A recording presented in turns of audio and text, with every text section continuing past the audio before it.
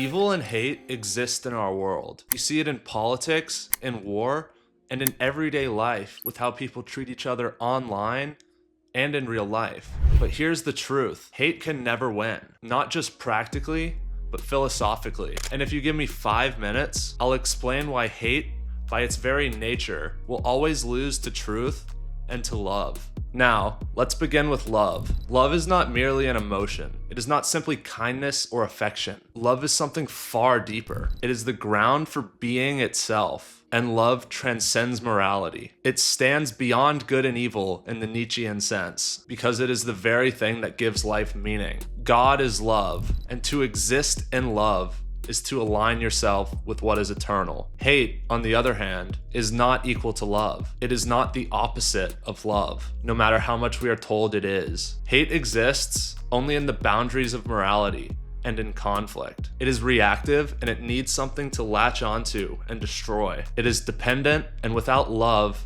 and without truth, it has nothing to consume, and it has nothing to attack. And this is why hate will always lose. Hate consumes and it devours its host. It eats away at communities, at families, and even the individuals that give themselves over to it. Love, on the other hand, creates, it heals, and it unifies, and it builds life out of nothing. Hate is just temporary. It is a fire that burns hot and then it collapses. It runs out of steam. But love is eternal. It doesn't need a target. It doesn't need to latch onto something. It just exists, and it's beyond morality. It's beyond our concepts of good and evil. And that is why hate is doomed to failure. It can roar and it can exist for a time, and it can even shake nations and define nations. But in the end, it burns itself out. So how do we respond to hate? Well, simply put, by not being like it, by not answering hatred with more hatred, with not answering violence with more violence. We respond with truth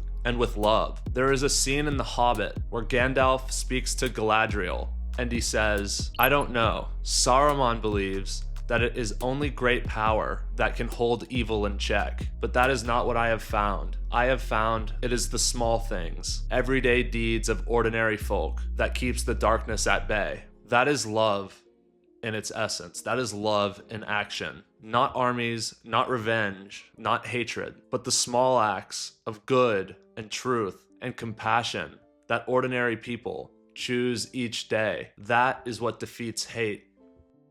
Hate cannot win because it is bound by limits, by time, and by destruction, and it will always consume itself. But love transcends good and evil, and it exists beyond morality. Love is eternal, and love is God. So when we fight hate, we must not fight with hate. We fight with truth, and we fight with love, because in the end, love does not just win. Love is the only thing that endures. Love is the most beautiful and powerful force in nature, and hate does not compare. So in the end, to win this battle of good and evil, of hate and love, we do not respond with hate, but we respond with love. Love your family, love your friends, and even love your enemies, even if they would kill you, because this very fact is how hate can never win. Subscribe to The Gentleman Mindset